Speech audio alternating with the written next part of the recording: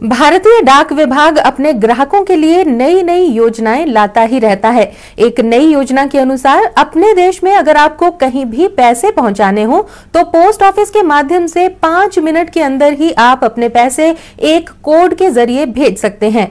यही नहीं बल्कि अब सोना खरीदने के लिए भी आप सुनार के बजाय पोस्ट ऑफिस जा सकते हैं और घर पर यह सुविधा लेने के लिए अपने डाकिये से भी आप संपर्क कर सकते हैं। सोलन में भारतीय डाक विभाग मुस्तैद हो गया है। डाक विभाग ग्राहकों को रिझाने के लिए नए नए अंदाज में नई नई आकर्षक योजनाएं लाया है।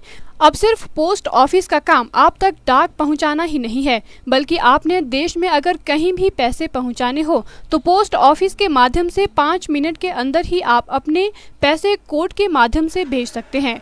यही नहीं, अगर आप उत्तम किस्म का सोना खरीदना चाहते हैं तो वो भी आप पोस्ट ऑफिस से ही खरीद सकते हैं। इसके अतिरिक्त अगर आप घर पर ही ये सुविधा चाहते हैं तो आपके घर पर ही ये सुविधा डाकिये की मदद से मिल सकती है।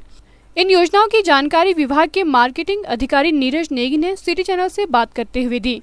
उन्होंने कहा कि भारतीय डाक विभाग रिलायंस कंपनी के साथ मिलकर 99.99% शुद्ध सोना 5% छूट पर ग्राहकों को उपलब्ध करवा रहा है। भारत में कहीं भी अपना मनी ऑर्डर भेज सकता है और करीबन 1 घंटे के अंदर वो अपने मनी ऑर्डर की प्राप्ति कर सकता है। उसके साथ दूसरी स्कीम हमारी ई पोस्ट की है।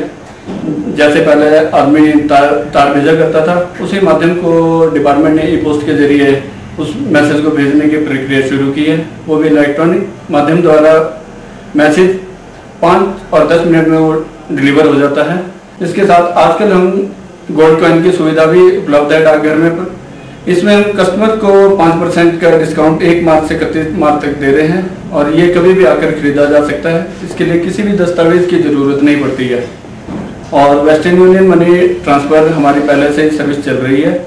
और इसके साथ है स्पीड पोस्ट में आप कहीं भी अपना स्पीड पोस्ट पत्र भेज सकते हैं और वो इंटरनेट पे भी ट्रैक किया जा सकता है। डाकघर में आए स्थानीय निवासी विभूधीन ने कहा कि डाक सेवा काफी अच्छी सुविधाएं ग्राहकों को दे रहा है। उन्होंने कहा कि विभाग यदि सही ढंग से कार्य करे तो गांव में भी इसके माध्यम से अच्छा व्यवसाय किया जा सकता है, जिससे लोगों व पोस्ट ऑफिस दोनों को काफी फायदा होगा।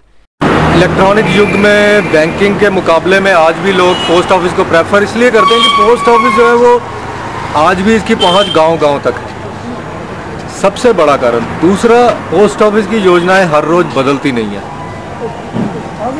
बैंक में हर रोज इंटरेस्ट रेट जो है बदल जाते हैं। पोस्ट ऑफिस की योजनाएं एक समान चलती रहती हैं और लोगों को उनके घर द्वार पे जो है गांव में भी उन्हें सर्विसेज मिल जाती हैं। और पोस्ट ऑफिस आज की डेट में अगर इलेक्ट्रॉनिक बैंकिंग जैसा बन जाए तो पोस्ट ऑफिस को बढ़ने से कोई रोक नहीं पाएगा, ऐसा मेरा मानना है। सिटी चैनल के लिए सोलन से दयाराम कश्यप के साथ भानु वर्मा की रिपोर्ट। पिछले कुछ दिनों से लगातार हो रही वर्षा और बर्फबारी से मध्यम और निचले क्षेत्र के बागवानों के चेहरे मुरझा गए हैं, क्योंकि गुठली वाले फलों के पौधों के लिए ये वर्षा ठीक नहीं है। इन पौधों में फूल आने शुरू हो गए हैं, लेकिन वर्षा से ये फूल खिलते ही झड़ रहे हैं और साथ ही इनमें परागण क्रिया भी बाधित हो रही है। अगर वर्षा का क्रम नहीं रुका तो सेब की फसल पर भी प्रतिकूल प्रभाव पड़ सकता है। निम्न और मध्यम ऊंचाई वाले क्षेत्रों में बारिश और बर्फबारी ने गुठलीदार फल उत्पादकों की परेशानियां बढ़ा दी हैं। कुछ समय से ऊपरी क्षेत्र में रुक रुक कर बारिश और बर्फबारी का क्रम चला है। जिन क्षेत्रों में बादाम, प्लम और आड़ू के पौधों में फ्लावरिंग हुई है, वहां ठंड से प्रतिकूल प्रभाव पड़ा है। बागवानों का कहना है कि मौसम परिवर्तन के साथ पेड़ पौधे सुप्त अवस्था से हटने लगे हैं। इसी के साथ फ्लावरिंग का क्रम भी जारी हो गया है, लेकिन बारिश का क्रम फिर से आरंभ हुआ है। ऐसे में पौधों में रस चढ़ने का काम रुक गया है। नतीजन बीमे कमजोर पड़ गए हैं और फूल खिलने पर अधिक देर टिक नहीं पा रहे हैं।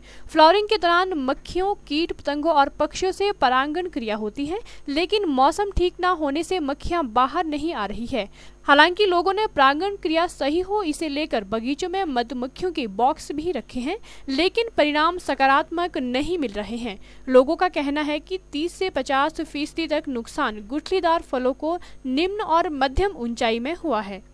अगर मौसम सही नहीं हुआ तो ऊंचाई वाले इलाकों के गुठलीदार फल और सेब पर भी प्रतिकूल प्रभाव पड़ेगा। बागवानी विशेषज्ञ डॉक्टर RS मिन्हास ने बताया कि मौसम परिवर्तन से गुठलीदार फलों को नुकसान हुआ है।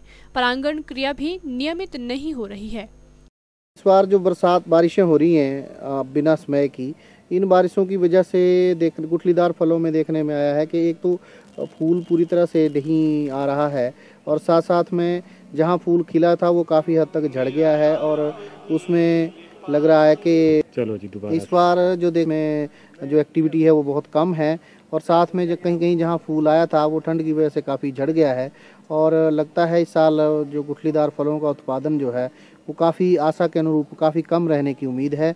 वहीं बागवानों का कहना है कि निचले इलाकों के गुठलीदार फलों को नुकसान पहुंचा है। बारिश से पॉलिनेशन नहीं हो रहा है और इस बार बादाम, आड़ू और प्लम की फसल ठंड की वजह से पूरी तरह से नष्ट हुई है। इस साल की जो बारिश है वो प्लम, आड़ू, बादाम के लिए बहुत हानिकारक है। जो भी फूल इसमें आ रहे हैं वो सारे झड़ रहे हैं और फ्लावरिंग ठीक नहीं हो रही। मधुमक्खियों का आवागमन कोई नहीं है। अगर यही हाल रहा तो ये फसल तो तबाह हो जाएगी। और इस बार जो ये बारिश हो रही है, बेमौसमी बारिश है, इससे हमारे जो ये बादाम, आड़ू और प्लम की जो फसल है वो उससे लगातार नुकसान हो रहा है। इसमें कोई फ्लावरिंग नहीं हो रही है, ना ही कोई पॉलिनेशन हो रहा है, तो इससे लगता है कि इस बार फसल बहुत कम होने की उम्मीद है। सिटी चैनल के लिए रामपुर से विशेष नेगी की रिपोर्ट। शिमला के घनाटी में स्थित इंडियन इंस्टीट्यूट ऑफ एजुकेशन में उच्चतर शिक्षा की गुणवत्ता विषय पर राष्ट्रीय सम्मेलन आयोजित किया गया। उच्चतर शिक्षा की गुणवत्ता और उपयोगिता विषय पर देश भर के विभिन्न राज्यों के करीब 20 प्रतिभागियों ने इस सम्मेलन में अपने अपने विचार प्रकट किए। शिमला के समीप घनाटी स्थित इंडियन इंस्टीट्यूट ऑफ एजुकेशन में उच्चतर शिक्षा की गुणवत्ता व उपयोगिता विषय पर एक दिवसीय राष्ट्रीय सम्मेलन का आयोजन किया गया। सम्मेलन का शुभारंभ सर्व शिक्षा अभियान के योजना निदेशक राजेश शर्मा ने दीप प्रज्वलित कर किया। सम्मेलन का मुख्य उद्देश्य उच्चतर शिक्षा की गुणवत्ता और उपयोगिता पर चर्चा करना था, जिसमें देश भर के विभिन्न राज्यों के करीब 20 प्रतिभागियों सहित संस्थान में कार्यरत अध्यापक अध्यापिकाओं ने भी अपने विचार रखे। इस मौके पर प्रतिभागियों को संबोधित करते हुए मुख्य अतिथि राजेश शर्मा ने उच्च शिक्षा की उपयोगिता पर प्रकाश डाला और शिक्षा की गुणवत्ता में सुधार लाने के लिए प्रतिभागियों से आह्वान किया। इस मौके पर सिटी चैनल से बात करते हुए संस्थान के प्रधानाचार्य डॉक्टर नरेश शर्मा ने कहा कि आधुनिक काल के इस दौर में उच्च शिक्षा में गुणवत्ता और उपयोगिता लाना बहुत जरूरी है। उच्च शिक्षा में नई सोच की भी बहुत आवश्यकता है। ये जो आप सेमिनार यहाँ देख रहे हैं, ये एक दिवसीय सेमिनार, इसके अंदर हमने एक क्वालिटी जो हमारी एजुकेशन की है और वो भी पर्टिकुलरली हायर एजुकेशन की, उसमें यहाँ पूरे देश से विभिन्न प्रकार के लोग जो कि एजुकेशन से जुड़े हुए हैं, आप लोगों से जुड़े हुए यहाँ पर प्रतिनिधित्व कर रहे हैं और अपने विचार प्रकट कर रहे हैं। ये विचार प्रकट करने का ही माध्यम नहीं है, उस पर डिबेट भी होगी, बातचीत भी होगी और बातचीत करने के बाद हम किसी इस निर्णय पर पहुँचेंगे कि इस तरह के एक्शन यदि हम करेंगे तो आने वाले समय में हमारी जो हायर एजुकेशन की क्वालिटी है उसको हम बढ़ा सकते हैं। इसके अंदर मेन मुद्दा आज की डेट में प्राइवेटाइजेशन वर्सेस कमर्शियलाइजेशन, ये एक बहुत बड़ा मुद्दा है जिस पर यहाँ बातचीत की जा रही है। दूसरा बहुत बड़ा मुद्दा है कि हमारे हायर एजुकेशन के अंदर और क्या प्रॉब्लम्स हैं, क्योंकि अगर हमने अपने देश को आगे ले जाना है तो हमें हायर एजुकेशन में अधिक बच्चों को जो है वो एडमिट करना पड़ेगा।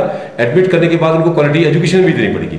इन दोनों के लिए बहुत सोच की जरूरत है, बहुत पैसे की जरूरत है और मैं समझता हूँ इसके साथ अध्यापकों की दक्षता को बढ़ाने की भी बड़ी आवश्यकता रहेगी। इस सभी के लिए इस वर्कशॉप को मैं समझता हूँ कि बहुत बड़ा योगदान रहेगा। कार्यक्रम के अंत में देश के विभिन्न राज्यों व प्रदेश के विभिन्न शिक्षण संस्थानों से आए प्रतिभागियों को संस्थान द्वारा प्रशस्ति प्रमाण पत्र दिए गए। सिटी चैनल के लिए शिमला से सुदर्शन के साथ गुलवंत ठाकुर की रिपोर्ट।